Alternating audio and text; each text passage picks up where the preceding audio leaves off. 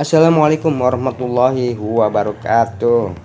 Semoga teman-teman semua hari ini jauh lebih baik dari hari-hari sebelumnya.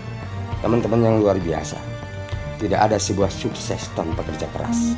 Karena lahirnya sebuah sukses berawal dari kerja keras itu sendiri. Tidak ada sebuah sukses tanpa kesulitan. Karena sesungguhnya lahirnya sebuah sukses berawal dari kesulitan itu sendiri.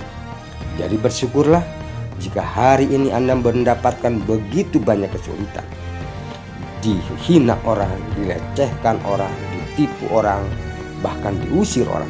Ingatlah, kesulitan-kesulitan itu adalah anak tangga untuk meraih sukses di masa yang akan datang.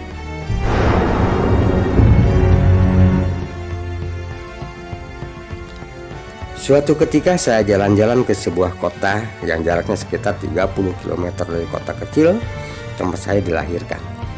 Sore itu sesudah menikmati secangkir cappuccino di salah satu kafe yang cappuccinonya paling enak menurut saya, kami mampir ke sebuah toko, membeli sebatang roti kismis dan minta kepada si mbak penjaga toko tersebut untuk dipotongkan, sehingga nanti di rumah gampang, tinggal comot dan makan.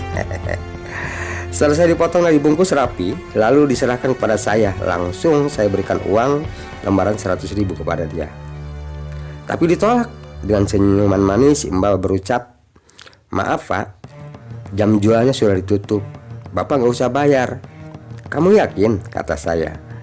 Gadis remaja yang tugas jualan di sana menjelaskan bahwa kalau waktu jual sudah ditutup, roti tidak boleh lagi dijual. Boleh diberikan kepada siapa yang mau atau diantarkan ke salah satu yayasan untuk dibagikan kepada orang yang membutuhkan. Agak tercengang juga saya dengar penjelasannya. Terbayang kan, bisa bangkrut toko ini karena orang bakalan menunggu toko tutup supaya dapat yang gratis.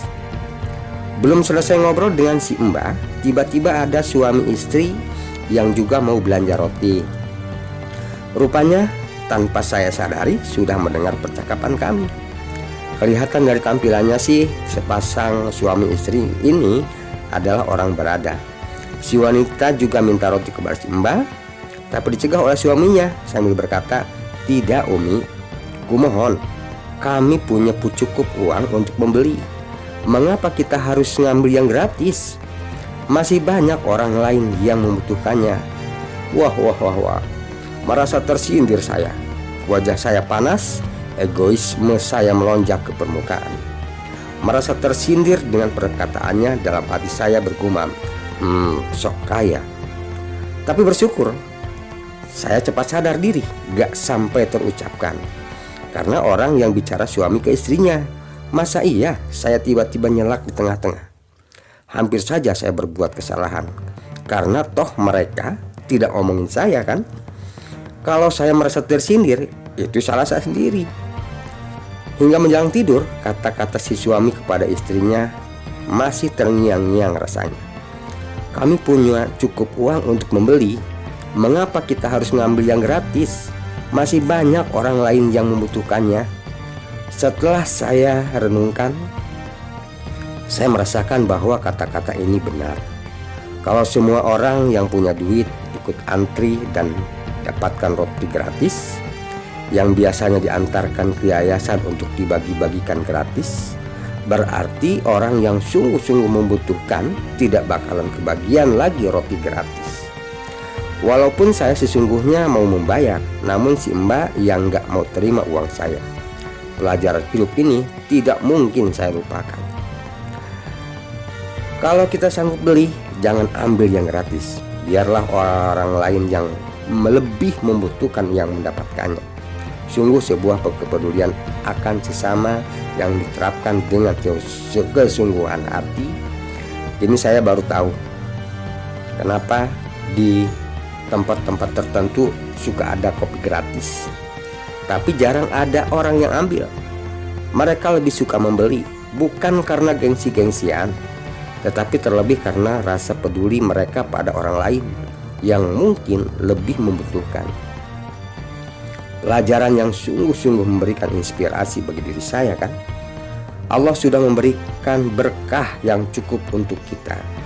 Tidak perlu lagi kita mengambil bagian berkah yang diperuntukkan bagi orang lain.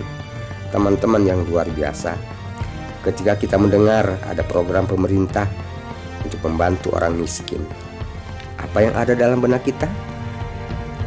Apakah kita akan ikut bersiasat agar mendapatkan bagian? Ataukah kita merekayasa data agar kerabat dan saudara kita dapat bagian juga? Ataukah kita sok jadi pahlawan dengan mengajukan diri sebagai pendamping program, tapi dalam pikiran kita tersimpan niat busuk untuk memperkaya diri? Teman-teman yang luar biasa, kemiskinan bukan untuk dipolitisir dan dieksploitasi. Orang miskin dan kemiskinan adalah ladang amal. Keberadaan orang miskin adalah cara Allah untuk menguji sejauh mana kepedulian dan keimanan kita. Jangan ngaku beriman jika tetangga kanan kirinya masih ada yang kelaparan. Adalah mental yang mesti dirubah dan diberantas. Mental meminta-minta, mental gratisan, mental pemalas, mental potong kompas, termasuk mental jualan data orang miskin. Semua itu adalah mental pengemis yang membuat bangsa ini rendah dan terhina. Itulah kemiskinan kultural. Sudah saatnya kita bangkit dan sadar, tangan di atas lebih baik daripada tangan di bawah. Menjaga harga diri lebih baik daripada menjatuhkan kehormatan hanya demi sesuap nasi. Maka nikmat Allah manakah yang kamu dustakan? Mental gratisan itu gak mengenal kaya dan miskin. Teman-teman yang luar biasa, tetap semangat dan salam dahsyat. Wassalamualaikum warahmatullahi wabarakatuh.